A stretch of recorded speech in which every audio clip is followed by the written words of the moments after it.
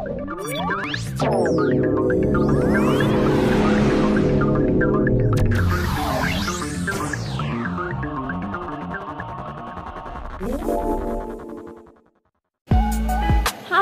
bertemu lagi dengan aku, Melanie Zasia Firanda Putri, mahasiswa Kimia Angkatan 2021 UIN Maulana Malik Malang. Pada kesempatan kali ini, di video yang akan saya terangkan pada kali ini mengenai kinetika kimia. Apa sih kinetika kimia itu? Mari kita simak di video kita kali ini. Ketika kita membahas tentang kinetika kimia, kita harus mengetahui apa itu kinetika kimia dan apa saja yang berada di dalam kinetika kimia tersebut. Termodinamika adalah membahas tentang apakah reaksi dapat berlangsung, sedangkan pada kinetika kimia sendiri membahas tentang seberapa cepat reaksi tersebut dapat berlangsung. Berdasarkan hal tersebut, berarti pada kinetika kimia kita akan membahas tentang laju reaksi, entah itu reaksi cepat dan reaksi lambat. Reaksi lambat dicontohkan pada pembentukan karang gigi. Pembentukan karang gigi ini membutuhkan waktu yang sangat lama. Sedangkan reaksi cepat contohnya seperti pembentukan bom atom, atau yang sering kali kita lihat dan kita sering amati di sekitar kita adalah pembuatan mercon. Tentunya kita sudah tidak asing lagi dengan mercon karena setiap tahun baru kita pasti merayakannya. Laju reaksi mengukur seberapa cepat reaksi dapat berlangsung dalam satuan waktu. Biasanya dinyatakan dengan perubahan konsentrasi tiap satuan waktu. Misalnya, reaktan dan produk. Slide ini saya telah terangkan tentang rumus laju reaksi.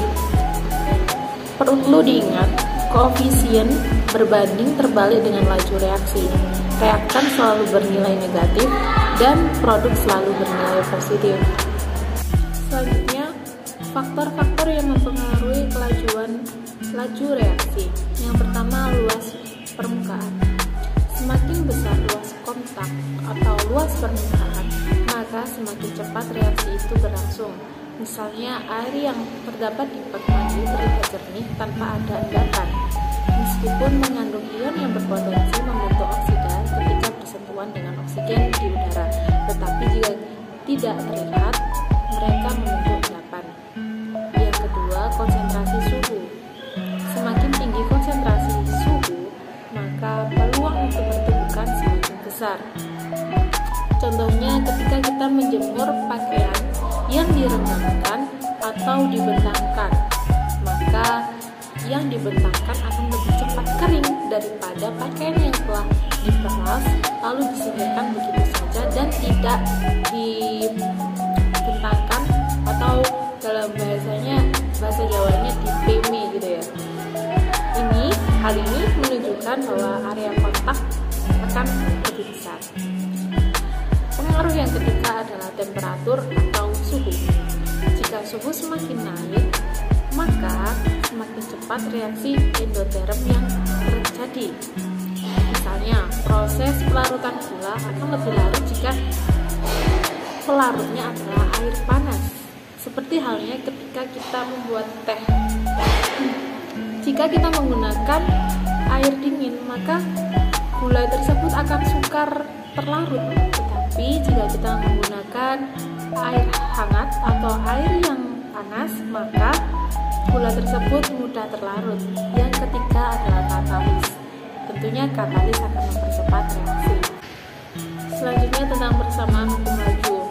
A kecil A besar plus B kecil B besar. Ini merupakan reaktan dan menghasilkan produk, yaitu C kecil C besar plus B kecil B besar. Ini merupakan produk. Persamaan hukum laju reaksi ini merupakan laju sama dengan K AX BY.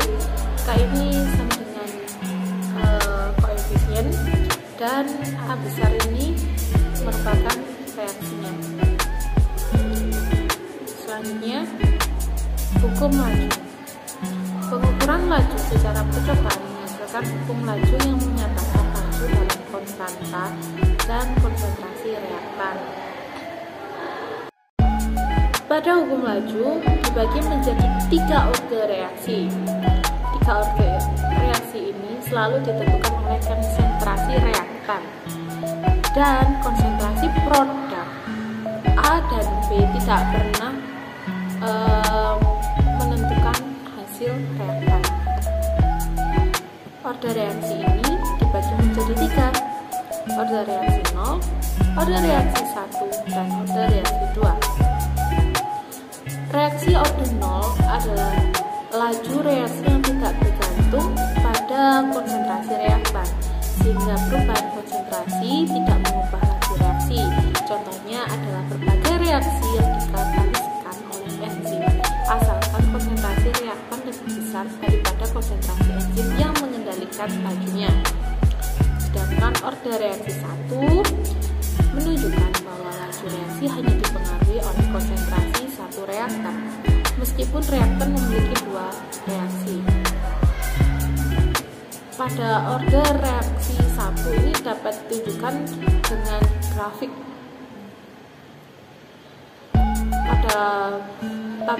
Pada grafik biasanya ditunjukkan jika konsentrasi reaktan meningkat, maka laju reaksi kimia akan lebih cepat. Selanjutnya yang ketiga, reaksi orde kedua menunjukkan bahwa laju reaksi dipengaruhi oleh konsentrasi kedua reaktan. Rumus persamaannya adalah B sama dengan K A kali B. Hal ini dilansir oleh Chambers. Reaksi kedua juga dapat terjadi pada reaksi kimia yang dipengaruhi oleh kuat dan konsentrasi satu reaktan saja. Berikut ini merupakan tabel dari orde 1, 2, dan 3 dan hukum laju persamaan konsentrasi waktu dan paruh waktu. Nah, jadi bagaimana teman-teman penjelasan saya tadi? Apakah masih ada yang bingung? Jika masih ada yang bingung, berikut ini selanjutnya akan saya terangkan video animasi untuk menjelaskan tentang laju reaksi supaya kita bisa menjadi lebih mudah dalam mempelajari laju reaksi. Ahli kimia kita Harit. Nah, sekarang bagaimana tentang pengertian kinetika kimia dan laju reaksi tersebut dan beberapa faktor yang mempengaruhinya. Mari kita ingat kembali faktor-faktor yang mempengaruhi laju reaksi tadi. Yang pertama, luas permukaan. Yang kedua, suhu konsentrasi. Yang ketiga, suhu. Yang keempat, katalis. Jadi, kalian termasuk yang mana? Kataliskah yang menjadi mak comblang? Atau bagaimana? Saya akhiri sudah video kali ini. Apabila ada salah kata, saya mohon maaf. Dan semoga kalian selalu senang melihat video-video saya yang selanjutnya. Terima kasih. Dadah.